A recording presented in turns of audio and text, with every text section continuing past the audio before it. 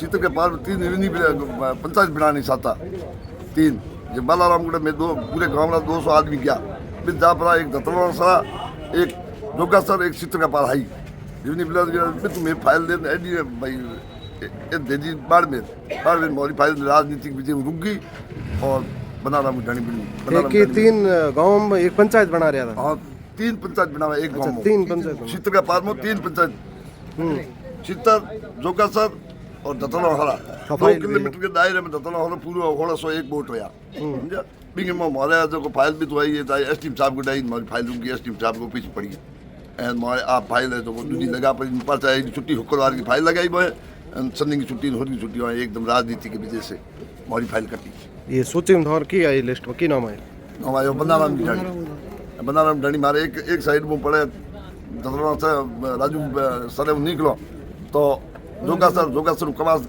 कऊ खेड़ो बनाराम ढाणी आवे चित्र निकलो निकलो तो चित्र कऊ खेड़ो बनाराम ढाणी कितना किलोमीटर एक पाए 15 किलोमीटर एक पाए 10 किलोमीटर 13 किलोमीटर मैं की मांग है तोरी मोरी मांग है मोने बिना वे जिना तो चित्र दत्तनहरा हरो बिना वे मोरो एप्लीकेशन दिन डिबी माते बहुत नहीं मेरे मोर जून की हाकी गांव में रखे चित्र का पार मैं दी टोट दो ठीक प्राण की मेरे मूल गांव में आज के गुड़ाया ये कलेक्टर साहब गुटाया अच्छा की आश्वासन दिया हुआ कहो कि भाई जो हमें देखो आप लेकिन थोड़ी की प्रतिक्रिया अगर है थोड़ा काम नहीं हुआ पंचायत ये मैं आगे दे कोर्ट स्टेला बिन नहीं दो कितना लोग हो ये कम में 400 आदमी 400 स्थानीय नेता विधायक वगैरह वो बात की कि भाई वही मोरे फोर हाथ की मना ही कई ठाक पड़े नहीं क्यों निकली है राजनीति विजय हुई है और काल के लाजी को गया मैं भलो तरह आदमी जिन्हें कर दी देनी जिन्हें मैं आजादी दे दी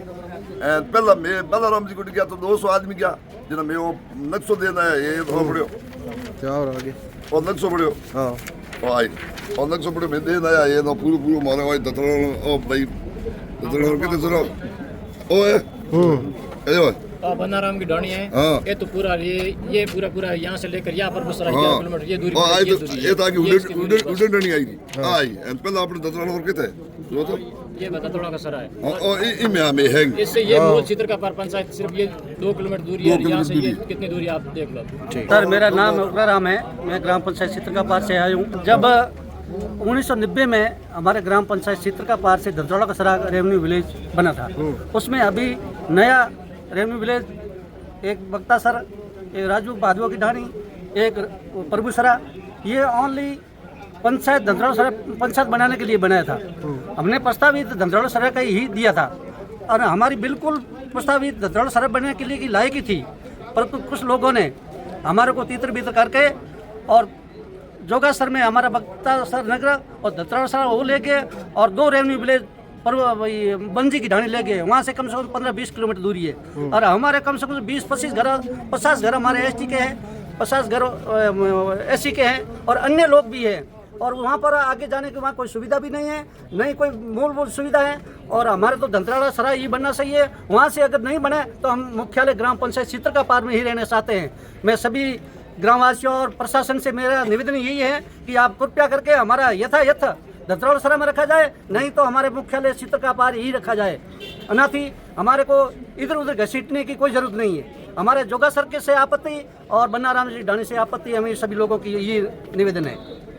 कल आप गए हम कल कैलाश साहब के पास में गए थे, हमने आपत्ति दर्ज करी, हमने बात बताई। साहब हमारा पहले प्रस्तावित दत्तनहरा का सरा था और बनना ही था, लायक था और जोगासर भी बनने के लायक थे, पर बेफालतू हमारे को जानबूझ कर हमारे को तितर बितर करके ये जोगासर में ले गए और परमसरा में ले गए।